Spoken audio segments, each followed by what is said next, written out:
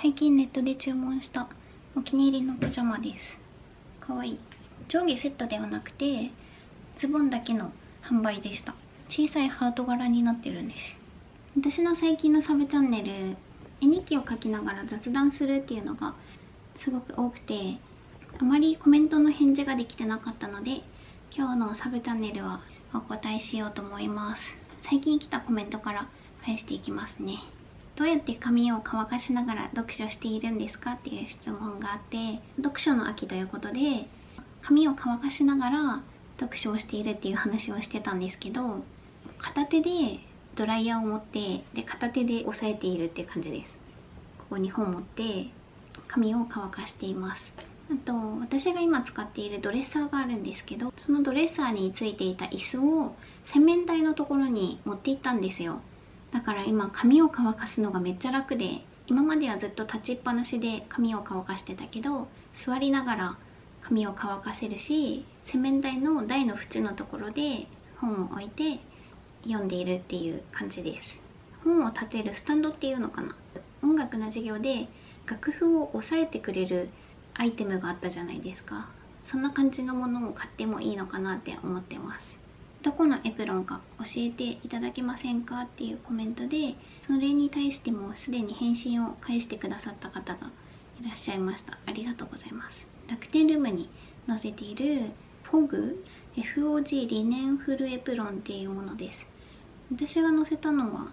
掲載終了になっちゃってますね。ちょっと調べてみます。その名前で検索したらあったので、また時間がある時に楽天ルーム更新しておきます。で、最近あまりエプロンつけないで料理することもあったんだけど、やっぱりエプロンつけてると料理するぞっていう気合が入るので、そのエプロンお気に入りです。花子さん、引っ越しされたんですかっていうコメントがあって、引っ越しはしてないです。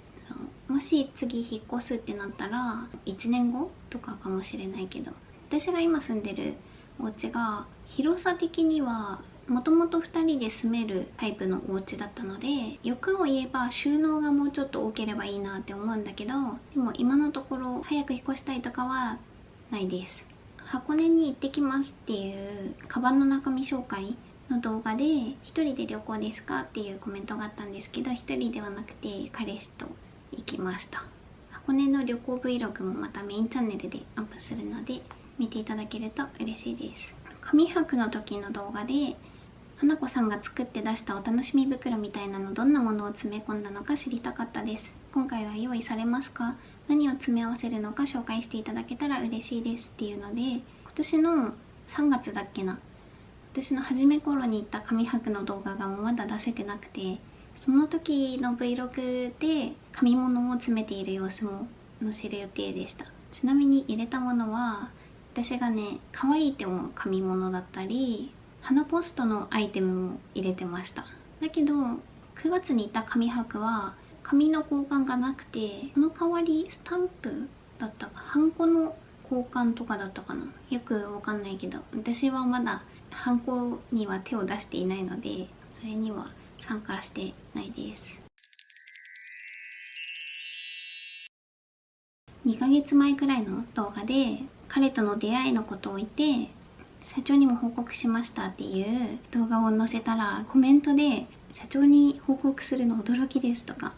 っていうコメントがあったんだけど、社員数もそんなに多い会社ではないので、一人一人の距離は割と近いかもしれない。お酒はもともと好きですか？のんべえなんですか？っていうコメントで、私はそうですね、お酒は結構好きです。今だとハイボールが好きで、レモンハイボールとかお店で買うってなったらそういうのを選んでて、今日はハイボールの気分じゃないなって時はレモンサワーとかジントニックを飲むことが多いです。あとは Apple Watch を持っているのですが、あまり使いこなせていません。花子さんはどのように使われてますか？私が今持っている Apple Watch は彼からもらった Apple Watch なんですよ。彼が新しい Apple Watch を買うって言ってたので、それを今私がもらって使っています。バンドは自分で買いました。Apple Watch なんですけど、私もそんなに使いこなせてはなくて、電車に乗るときにパスモを Apple Watch でピッてやってたんだけど、 iPhone を先々月くらいに変えた時にパスモの引き継ぎが Apple Watch にうまくできてなくて、結局 iPhone でピッてかざしてます。Apple Watch はそうですね、私が使ってるのは時間を見るときとか、あとは一時期ハマってたのはトランシーバーでスパイごっこみたいなのにもハマったりしてました。でも今は全然やってないんです。確かにそう言われてみたら通知を見るぐらいしか私もまだ活用できてないんですね。逆に Apple Watch 使いこなしてる方に聞きたいですね。可愛くデコしたスケジュールノートは使った後どうしてますか？もーちゃんが泣いた。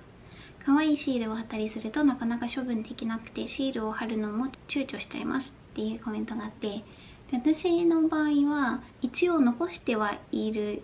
って感じです。本当にすごくたまに見返すぐらいなので、一応3年ぐらいは持っておいて、それ過ぎたら捨ててもいいかなって思います。見返すのが楽しいノートとそうじゃないノートがあって、絵日記とかは残すんですけど、スケジュール帳はその時の仕事のこととかだから、スケジュール帳はずっと持ってるってわけではなさそうです。ジムはどれくらいの頻度で行ってますかっていうコメントがあって、もちろんその週の忙しさとかにもよるんだけど、週3行けたらいいなってくらいです。休日土曜日か日曜日のどっちかには行って、平日2日は行ってます。カラコンのお話で、私もいろんな種類のカラコンを試したいのですが、眼科の処方箋が必要なカラコンですか、それともドンキみたいなお店で気軽に買ってますかっていうコメントがあって、私はショップリストで買うことが多いです。ショップリストか楽天かアマゾンのどっちかですね。最近だとショップリストで買ってます。そしたら最後の質問で、今日この質問に答えるのがメインだったんだけど、最近のことっていうタイトルの動画で、彼氏さんはいくつですかとか、30代めちゃくちゃ楽しいんだって彼氏さん言ってるってことは40代ですか、結構な年の差っていうコメントが来ていて、一時期は彼の年齢言ってもいいかなって思ってたんだけど、結局 YouTube では彼の年齢言わないことにしました。でも私よりは年上っていうことと、あとは30代っていうことはお伝えしておきます。でもう一つ年齢以外に言いたいことが、30代はめちゃくちゃ楽しいんだって言ってるって書いてるけど、その時の字幕が間違ってて、本当に一文字違いなんだけど、30代はめちゃくちゃ楽しいんだって言ったんですよ。楽しいんだじゃなくて楽し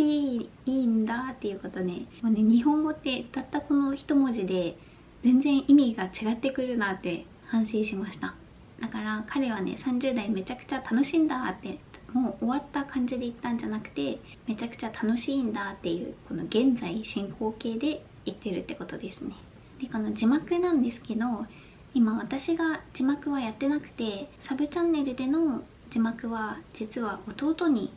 任せているんですよ。メインチャンネルの字幕は私が自分で考えてね、入力してるんだけど、サブチャンネルは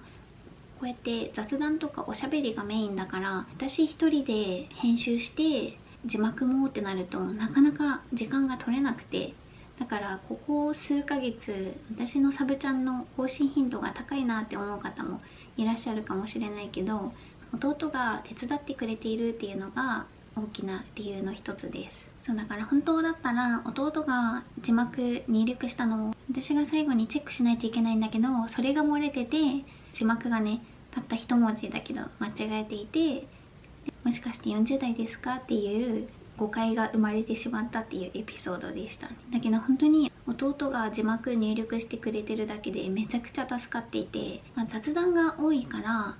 ドライヤーをしながらサブチャンを見てくださっているっていう方もコメントで前いたので、この字幕は続けていきたいなって思っていて感謝ですね。で、私一人だったら気づかなかったなっていうことがあって、私の口癖で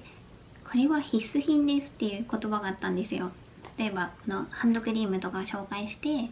これはもう必須品ですねって言ってたんですけど、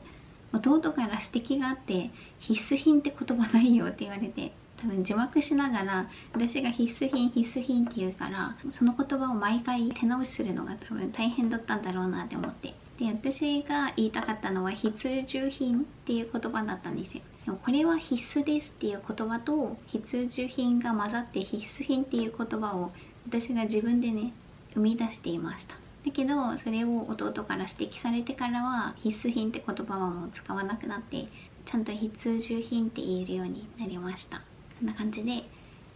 だからもし字幕が間違っていたりしても、